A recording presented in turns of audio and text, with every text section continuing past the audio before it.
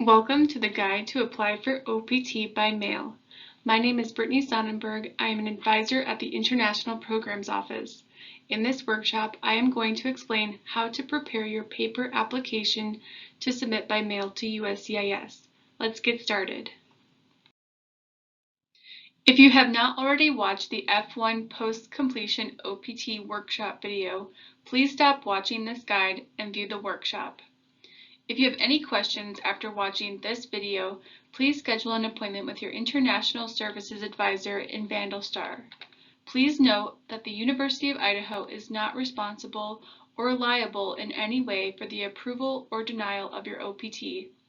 Students are responsible for filing their application with complete documentation, understanding F1 rules regarding OPT, and properly maintaining F1 status. Your first step in applying for post-completion OPT is to complete the OPT application in iVandal to request your new OPT I-20. Your International Services Advisor will email you when your I-20 is ready. As a reminder, you cannot submit your OPT application to USCIS until you have received your new I-20 from the International Programs Office. Once the I-20 has been issued by the IPO, you have 30 days to submit your application to USCIS from the date of issuance. Late applications will be automatically denied. The next step in submitting your OPT application is for students who wish to use the International Programs Office mailing address to receive their OPT documents. Please sign the Permission to Open Mail e-form in iVandal stating that you allow the IPO to receive and open your mail from USCIS. Complete this form only if you enter the IPO mailing address in your OPT application and plan to have your OPT approval documents mailed to the IPO. This is only recommended if your mailing address will change within 3 months of filing the OPT application. All OPT documents must be picked up by the applicant in person. If the applicant is not in Moscow, they must pay for eShip Global to receive their documents by express mail. Let's talk about the required documents for your OPT application. There is a $410 non-refundable application fee, which can be made payable to the U.S. Department of Homeland Security. You may pay this using a check or a money order, or you may also pay by credit card. If you decide to pay by credit card, you will need to complete and sign the form G1450 linked here at the USCIS.gov website. You will need 2 new passport-sized photos. Please do not use previous photos. These passport-sized photos must be less than 6 months old, and on the back of the photo, you will need to write your name and CVIS number. IPO also recommends that you place your application fee and your photos into a small snack bag for safer keeping. Please remember to complete the G1145, the form I765, which I will review in just a moment in the next slides, your copy of the new OPT I-20 issued by your International Services Advisor, a photocopy of all I-20s that you've ever received, front and back, including I-20s issued by other schools or for previous degree programs. Please do not send original copies. Remember to print your Form I-94 found online at i94.cbp.dhs.gov. You'll need to print your travel history page, page 2 of the I-94, also online at the link listed. A photocopy of your most recent visa, even if it has expired. A photocopy of your passport identity pages.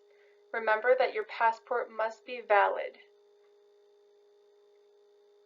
Photocopy of any prior work authorization cards, including H-1B or previous OPT EAD cards, if applicable.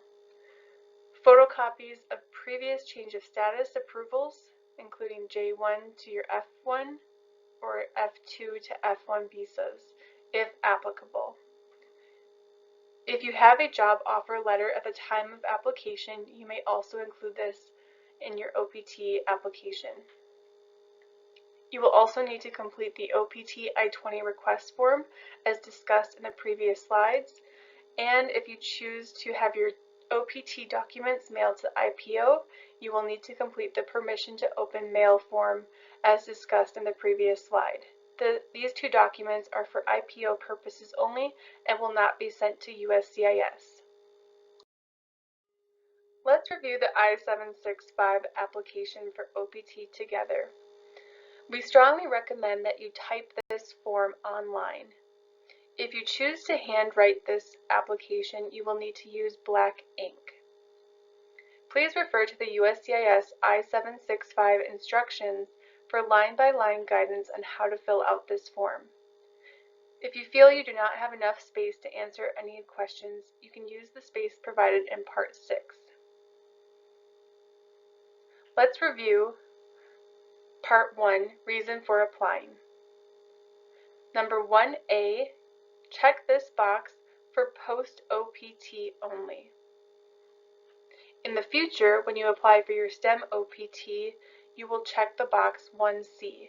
At this time, you can leave 1C blank. Part 2, Information about you.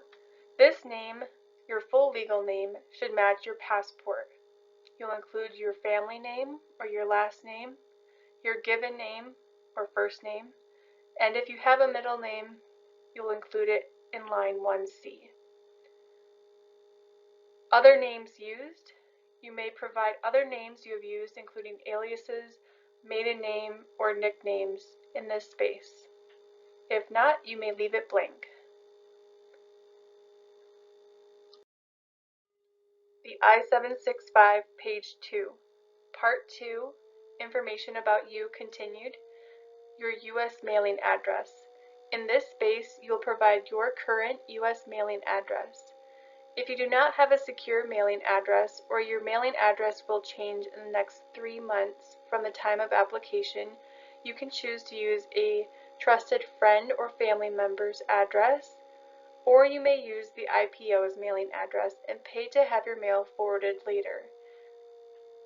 You may use the address listed below with my name, Brittany Sonnenberg, in number 5A, the street number and name, 875 Perimeter Drive, MS 1250. 5D, you'll list Moscow. 5C, State, Idaho, and zip code 83844.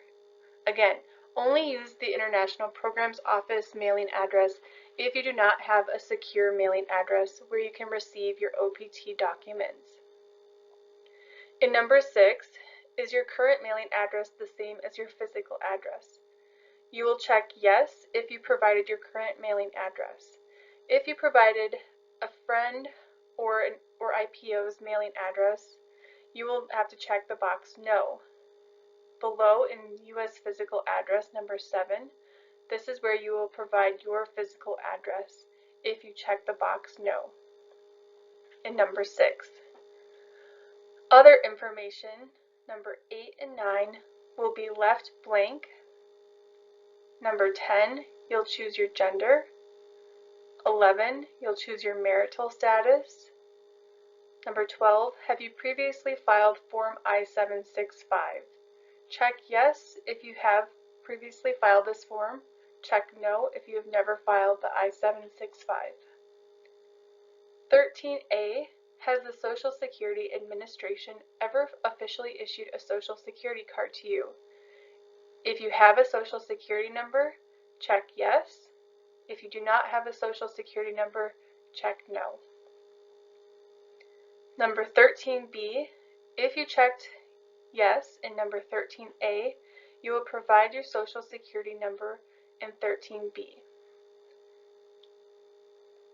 Number 14, do you want the Social Security Administration to issue a Social Security card? If you do not have a Social Security card, check yes. If you already have a Social Security card, check no. For those that answered yes to number 14, you will also consent to have the Social Security office issue a Social Security number in number 15. Number 15, if you do not have a Social Security number, check yes. If you answered yes to number 15, you'll provide your father's name in 16A and B, and your mother's name in 17A and B. Again, this section, 15 through 17, is only if you do not currently have a Social Security number. USCIS will use this information, if you've checked yes in number 15, they'll send your information to the Social Security Administration, who will then process your application for a Social Security number. A Social Security number is a tax identification number that all employees must have in order to be paid. Number 18, you will answer your country or countries of citizenship or nationality. If you have multiple, you can list them there. If not, just provide one in 18A. Page 3 of the I765, Part 2, your place of birth. Please list your city, town, or village of birth in 19A. In 19B, if you have a state or province of birth, you'll list it here. 19C, enter your country of birth. 20, your date of birth. Remember to pay attention to formatting, month, day, and year. Information about your last arrival into the United States. In this section, you will need to find your I-94, which can be found at the web address listed here. You'll enter your Form I-94 Arrival Departure Record number in 21A. In 21B, you'll list your passport number of your most recently issued passport. 21C will most likely be blank, but if you have a travel document other than a passport, you may provide its number here. 21D, you'll enter the country that issued your passport. 21E, enter the expiration date for your passport. Month, day, year. Just a reminder, your passport must be valid at the time of application. Number 22, you'll enter your date of your last arrival into the United States. This information can be found again on your I-94 Arrival Departure Record. Number 23, also found on your I-94, is the place of your last arrival into the United States. For example, JFK Airport in New York, New York. 24, you'll enter your immigration status at your last arrival. Number 25, you'll list your current immigration status, which is currently F1 student. And number 26, you will enter your Student and Exchange Visitor Information System number, or your SEVIS number, which is listed at the top left of your most recent I-20. Number 27, in this section, for post-completion OPT, you will enter C3B. The rest of this document, the rest of this page will be blank. In the future, for students applying for their STEM extension, they will need to complete number 28. At this time, please leave the rest of this page blank. I-765, page 4. Number 30D through 31B will be blank. Part 3, number 1A, check this box. I can read and understand English, and I have read and understood every question and instruction on this application in my answer to every question. Applicant's contact information, number 3, you'll provide your daytime phone number. If you have multiple phone numbers, you can provide an additional phone number in number 4. And number 5, list your applicant's email address. Please use a current email address that you are checking frequently. I765 page 5. In number 7A, you will need to sign this document in black ink. You may not use an e-signature. You will need to print this document and sign it in black ink. In number 7B, you will provide the date of the signature. The rest of this page will be left blank. I765 pages 6 and 7, both of these pages will be left blank. However, you must include them in your OPT application. After you have received your new OPT I-20 from the International Programs Office, you must sign and make a copy of your new I-20 to include in your complete application. Do not send the original I-20 to USCIS. Include the copy of your I-20 and all of the required documents for application and mail it directly to USCIS to the proper filing address. Pay close attention to the method of mail and the address listed. Your complete application must be received within 30 days of I-20 issuance, or it will be automatically denied. After your OPT application has been mailed to USCIS, they will mail a receipt notice to the mailing address provided in the application within 2 to 4 weeks after receiving your paper I-765 application. You can use the LIN number listed on the receipt notice to check your status on uscis.gov. If you receive an I-797C rejection notice or a request for additional evidence, please contact your International Services Advisor immediately for assistance. Otherwise, simply wait for roughly 90 to 120 days to receive your approval. After your OPT has been approved, you will receive an I-797 approval notice followed by an employment authorization card referred to as an EAD. This card shows the start and end dates of your OPT period. You are not allowed to work outside of the printed dates. If you have forwarded your OPT mail to the IPO, the International Programs Office will notify you by email when we receive your documents, and we will require you to set up eShip Global Services if you are no longer in the Moscow area. The student is responsible for the express shipping fee. After you have been approved for OPT, you will receive an email from SCVP regarding your SCVP portal. Please set up your account and portal within 14 days of receiving this email. Update this portal as needed when your mailing address and employment information changes. Next, complete the OPT report in iVandal and upload your employment information and offer letter. After iVandal and your SCVP portal have been updated, your International Services Advisor will update your I-20 to reflect your employment and contact you by email. Remember to update your SCVP portal and the International Programs Office of any changes in your address, contact information, employment, visa status, travel, etc.